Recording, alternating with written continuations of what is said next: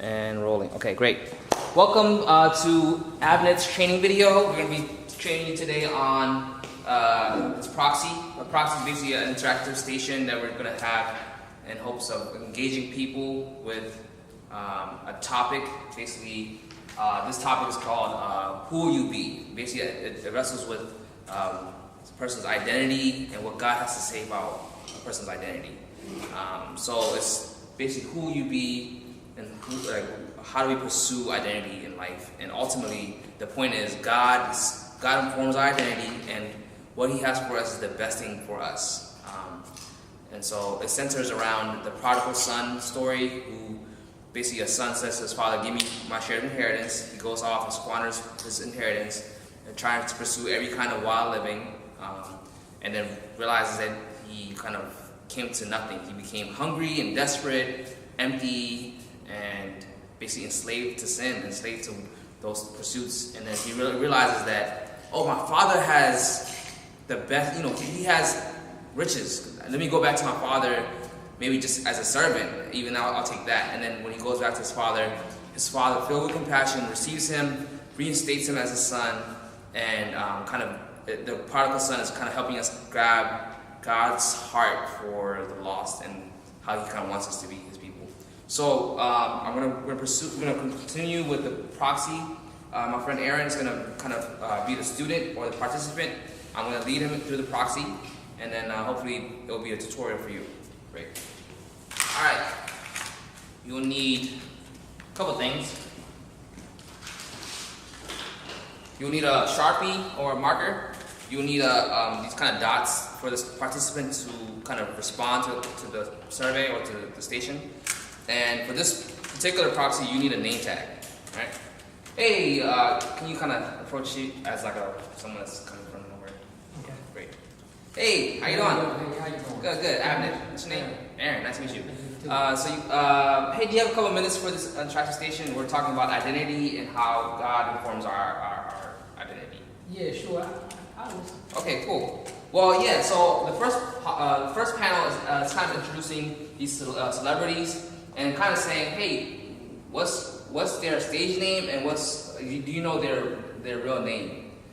Do you recognize any of these? I know celebrities. All these celebrities. Do you know their real names? I know that's one of my tests. I'm assuming Bruno Mars is a pretty different name because I guess somebody told me that.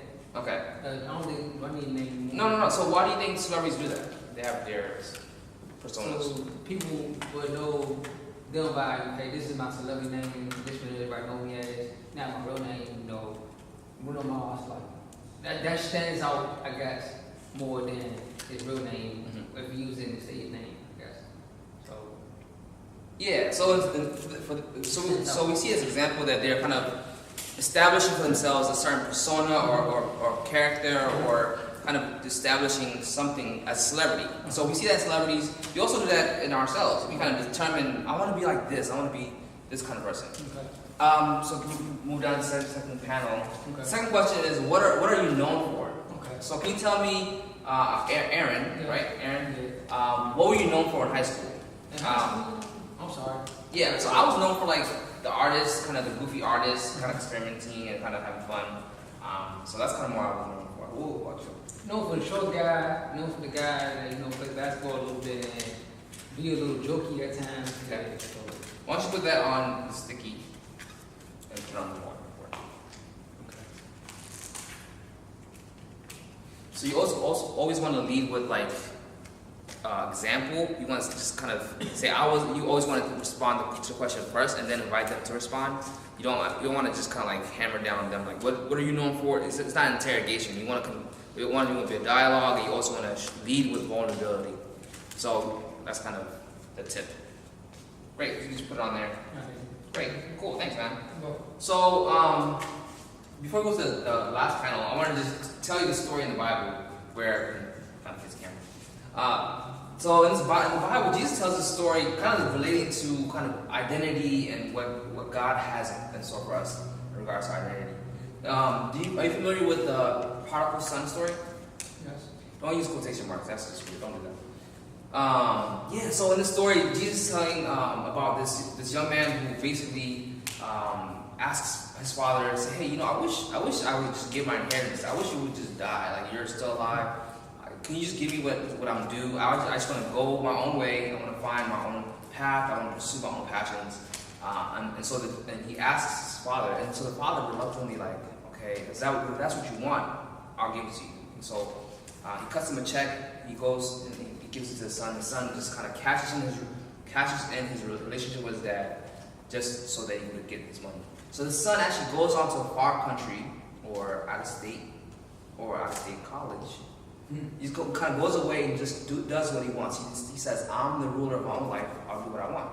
And so when he does that, soon enough, after spending all his money, he comes to a point where he's like broke, desperate, hungry. And so he ends up just hiring himself out as a servant to another person. And does that relate? Does that kind of desire or kind of want to do our own thing, does that kind of resonate with you? Yeah, it does, because a lot of us want to do our own thing at certain times when we have parents and they tell us one thing and we like, man, you know what? I'm not gonna do my own thing. I don't care about that. Sometimes we have to realize, man, my parents telling me that stuff, man, I gotta come back because they were right. Like I did that and they said I shouldn't do that, and I'm like, hey, I need that. I need to go home. Yeah.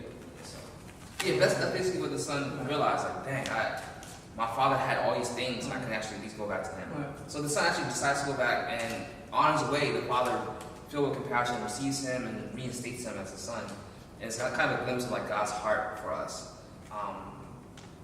The way that it relates to this is that though we kind of establish our own identity and go on our way, and sometimes kind of goes to lead us down a dark road or whatever, God's heart is to restore us and to kind of say the best thing that we can get is from God. So I guess in light of that, how do you want to respond to this? It says, who will you be? Where do these relate with you? Like, where do you want to be more of? And what do you want to be less of? And so you would want to sticker to respond. So I just put it down for me, world changer up here.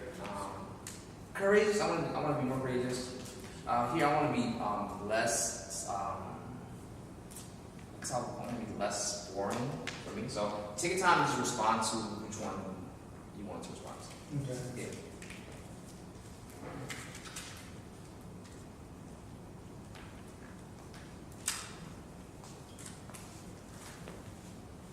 Cool. Which one did you put down? Authentic, okay. Okay. That one, I don't really. That's fine. Cool. Yeah. So why don't you tell me why you put it down? Well, I feel like I don't want that, but maybe I probably should put down happy. Because I want to see just me smiling all the time, and be joyful, and making people laugh. Okay. I keep having more and more. Maybe I probably should put that one. Okay. Thank you for sharing that. Appreciate that. Yeah. So there's ways that we can do that on our own, and there's ways we can do that with God. Right? So there's like the natural inclination is like, oh, I can pursue that somewhere, some of my own way, right? What would you think would be God's invitation for you in the pursuing of happiness or being happy? Be more happy about him, I guess. Be more happy about him. The way you described it, what would be a way God would like you to do that with him? That would be nice. Yeah. Well, can we pray about that? Can we pray together and ask God to lead us in that way? So you would find opportunities and see, like, you really want to practice listening and figure out where they are in this. You also want to figure out where they are in their kind of relationship with God, and then either pray, ask to pray with them if appropriate. Ask them, like, if they want to hear more about who Jesus is, and also if it's appropriate and if God has opened the door, ask them if they would consider following Jesus for the first time. So that would just take practice and courage and prayer. But this is the opportunity for kind of gauging where they are, where they need, and either sharing from your testimony, or praying with them, or inviting them to a deeper relationship with Jesus. Yeah, practice that. We'll practice together next week. And yeah, thanks Aaron for taking your time and sharing. Appreciate it. Yeah. Thanks.